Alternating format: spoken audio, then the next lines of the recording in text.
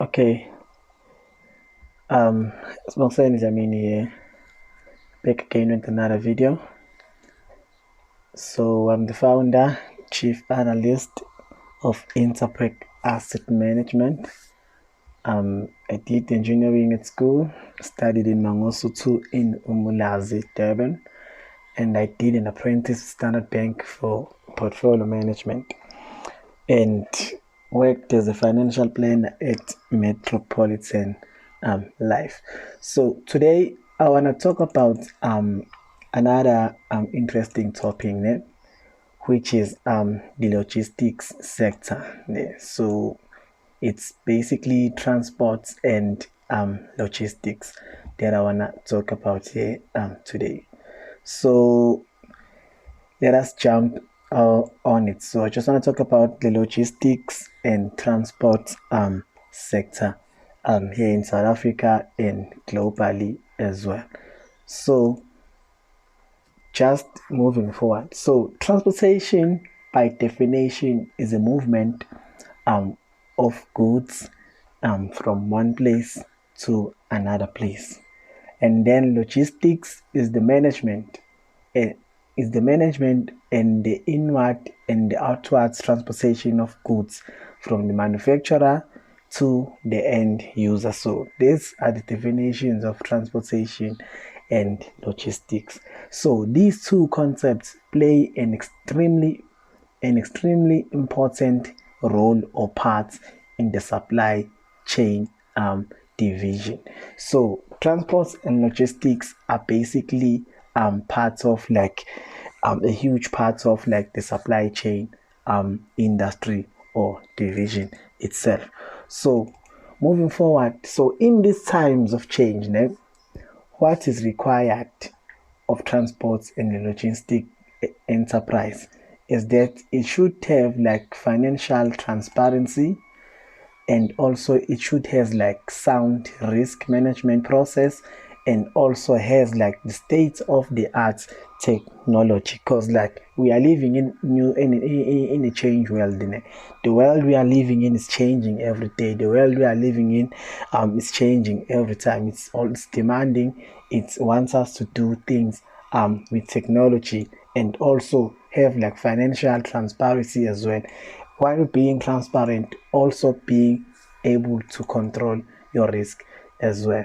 So the transport industry is really huge and wide globally. Here in South Africa, it's worth billions and billions of dollars of rands rather, and then globally it's worth billions and billions of dollars as well. So I'm going to take a look at these companies here today. From the JSE side, you're going to look at Imperial Logistics, Palo, One Logics Group, Santova Logistics, and then going to look at the Grindrod Group.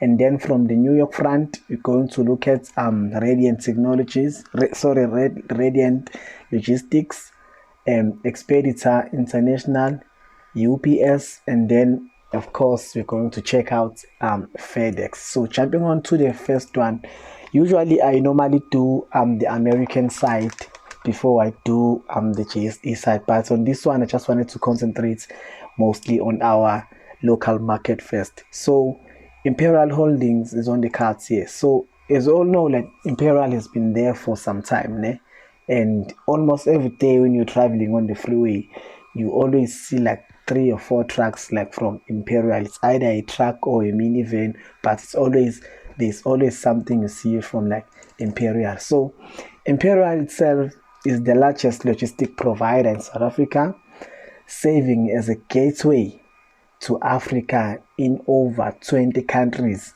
on warehouse management solutions, intermodal transportation, transport broking, time flight services, and also they have recently broken into the car dealership division. So now they also have the car dealership division. So Imperial itself, it's a very large corporation here in South Africa when it comes to the logistics services. They offer transportation from trucks to warehouse management solutions, also transportation broking. They can even lease trucks to other people as well. And then they have like time freight services and then the car dealership services as well. So moving on to the next company that we are going to look at is Palo. So Palo Logistics itself is a subsidiary of the Palo Group. Ne? So the Palo Group is an industrial processing, distribution and service company which distributes leading international brands. So their original strong arm is the equipment and manufacturing business, ne? which provides integrated sales and rental fleets management, and also they also have like the car rental services, motor retail services, and then they have like the fleet management services, and also the used cars sales services. They have that like dealerships as well. So they also have like transportation management and supply chain plus the freight management services. So it almost operates similar as like the first company that we talk about, Imperial. It operates almost similar as like Imperial, but this one has like a main business which operates with like the heavy machinery things that they offer. So usually when you see Palo Weld, usually there is Caterpillar on their side because like Caterpillar offers heavy machinery and Palo Weld leases equipment from a Caterpillar, and then it sells them around Africa or leases them around Africa. Also, they have partnership with Avis Budgets, Mercedes Benz, the Toyota brand VW, Audi, BMW, Ford, as well as Mazda. So Palo Alto is a really huge corporation when it comes to this space as well, you see. So the next one we're going to check out is One Logics Group.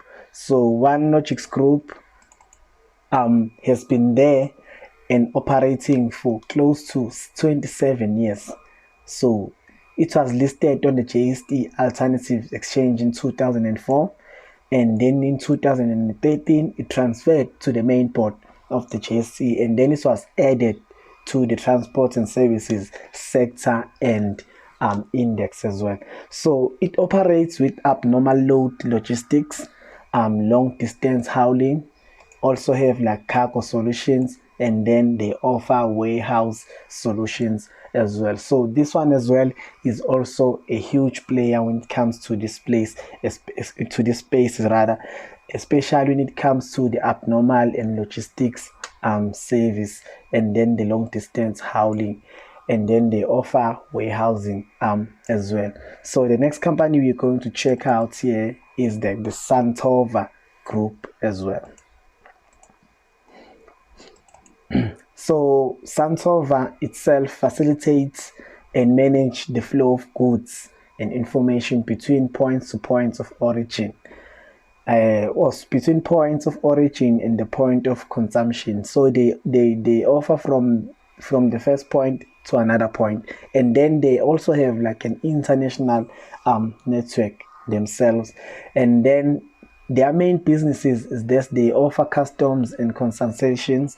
So when it comes to customs, they have like maybe let's say a security services that checks out when goods come into South Africa or when they leave South Africa along our borders, and then they have like bonded warehousing and inbound transit management, and also offers maritime consultancy. So when it comes to maritime consultancy, so they also have like maybe a fleet of ships that travel the world offering services, and then they offer like security when it comes to port authority when they, or like the harbors themselves. So because they are in Durban, so they are in Durban at Mahatma Gandhi. I think that address is it's somewhere Mahatma Gandhi there in South Beach. So they are in Durban.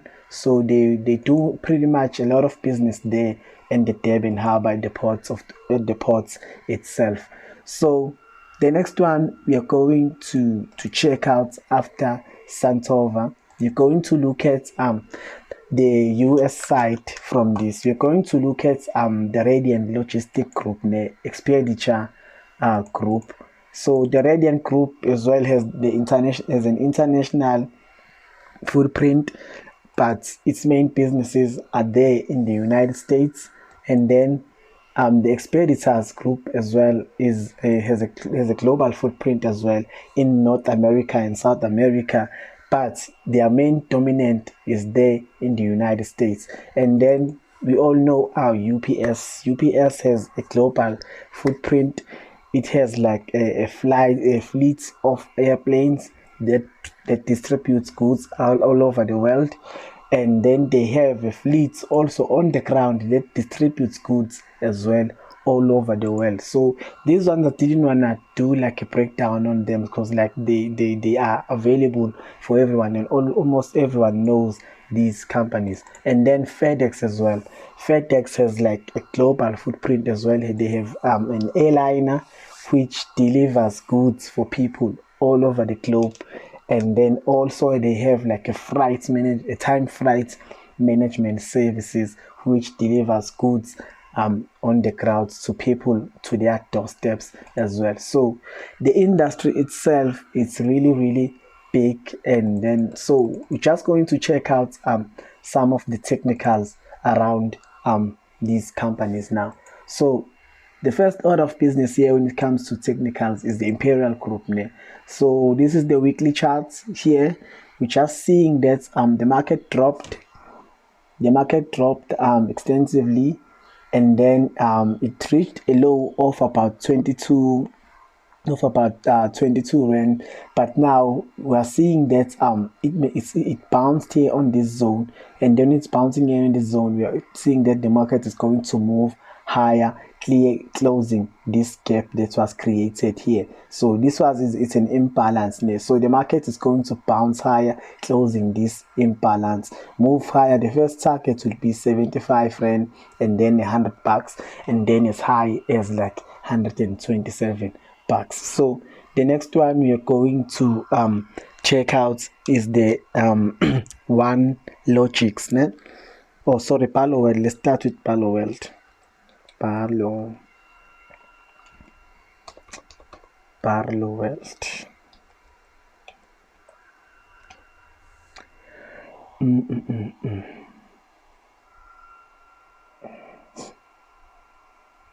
So looking at Palo World as well on the weekly time frame, let us delete this. This is not supposed to be here.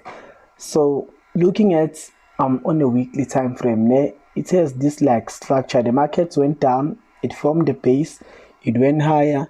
Now it's trading above the zone of 85 rand. So when you move down to a daily chart, we see that Palo World is trading above this zone. Previously it was resistance, but now it is support. So we are seeing that there is this round shape formation that is forming here. That is more likely to push the stock even higher to 116, as high as 130, even as high as 150 bucks. So the daily charts, the weekly charts, and the monthly time frame are telling us that this market will move higher. Palo World. So the next one is One Logics. The One Logics Group. One Logics.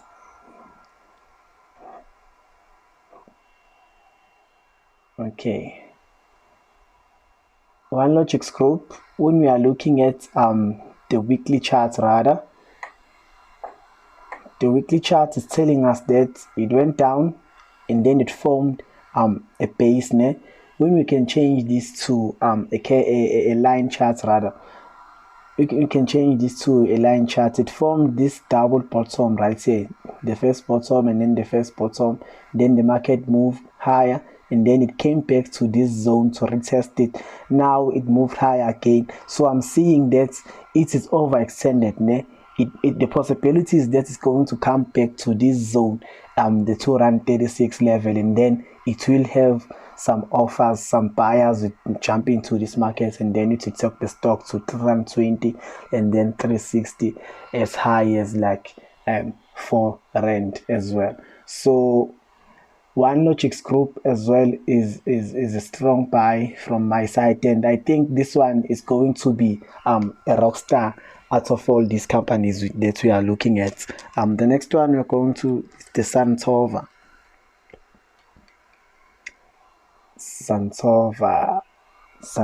Logistics. Yeah, so Santova Logistics as well. It's looking really attractive for a nice buy. So it's forming this round shape pattern. Now it's like it's a cup and handle when they say it's round, and then it forms like a cup. Now it's gonna come back to test this level at like the 2 rand 20, 2 rand 15 level. Then it's going to offer us some buying opportunities when it comes in. Then it's gonna bounce off to 3 rand 50, 4 rand 50, even as high as like 5 rand 50 as well. So checking out the US side of this, let's check out the Radiant Logistic Group. Radiant.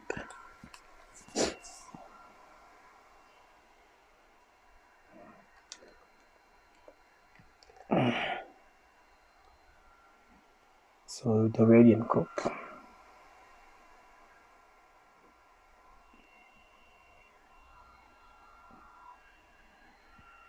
Okay. It has to be Radiant, not Radiant. Radiant.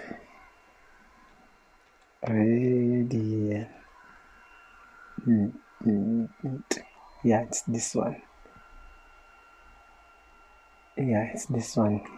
See, hey, some of these ticker names are almost the same. Ne? Yeah, it's this one here because I did an analysis some time ago.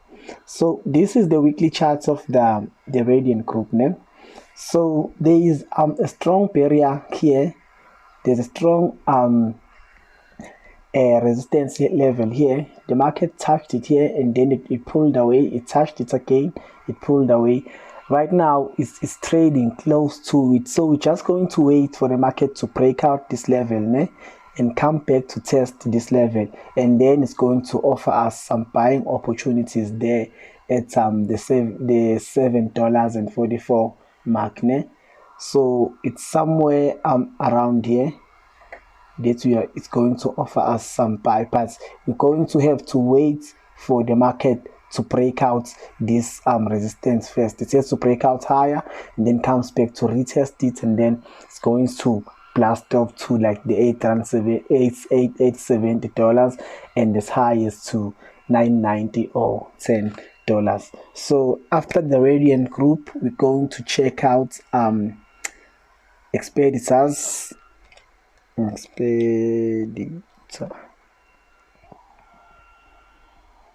This is Expeditor.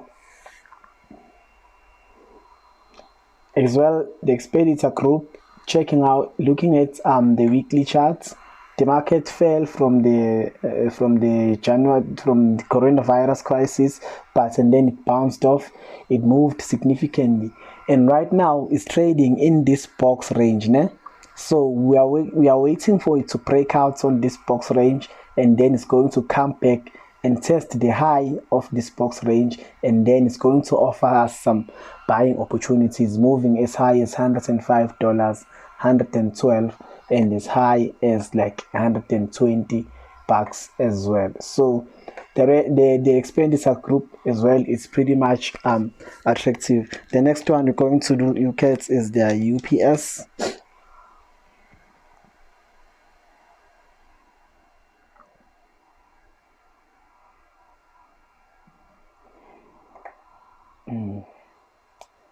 Okay, UPS, I did it at the beginning of the year, ne?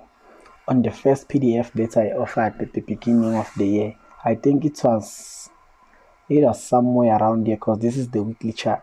So it has been on this triangle range, né?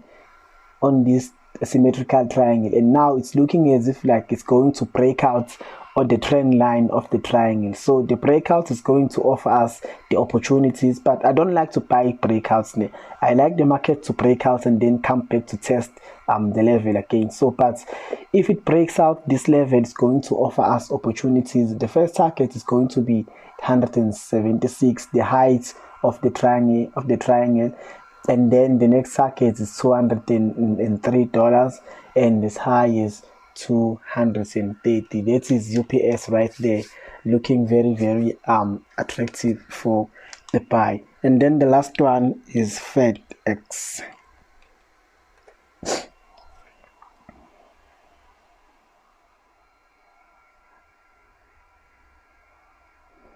Okay, Fedex as well. On the weekly charts, it fell, and then it bounced back. It started to move higher, and then it reached the peak of $304, and then it has been pulling back lower since then. But now we are seeing that it bounced off at this level here. This is the weekly chart, and then when we go down to the daily charts, we are seeing that the market is bounced off at this level here. It made a high, then it made a lower low, and then now it bounced off again on the previous level that it did, and then now it broke off this range. So you see that it's blasted off of this range like yesterday. Now it's offering us a buying opportunity as we speak. It's offering us a buying opportunity as we speak. This one you can jump in, and then the first target would be the previous high that it did at $295, and then the next target is 319 or 320. Then the final target would be the 350 level. So guys, these stocks are really, really attractive to me, and I see like the transportation sector moving and coming back and bouncing back really well. And we see that major logistic companies are find that there was a weakness in economic climates because of the COVID-19 slowdown, and there was pressure amongst all these companies. But like when you look at them in the long-term view, this sector seems to be rebounding, while the new normal is coming out, because like the world is not going to be the same before COVID-19. Last year around this time, we were living in a completely different world than the world we are living in right now. So the new normal is going to offer new opportunities. It's offering us investors to invest on these companies. So the transportation sector as a whole is going to boom as time goes on. So I hope guys are going to enjoy this video. I'm going to try to improve on this session as time goes on, and time to time. Follow me on TradingView at Bo Dlamini. Facebook, like my page, Interpret Asset Management. And then on Twitter, it says Bo Dlamini, my personal handle, and then the business handle is at Interpret Asset M. So remember, before we close, that trading CFD products involves a significant level of risk.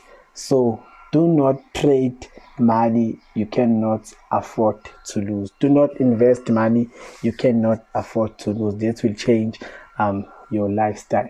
So thank you very much. I'll see you on the next video. So it's goodbye for me for now.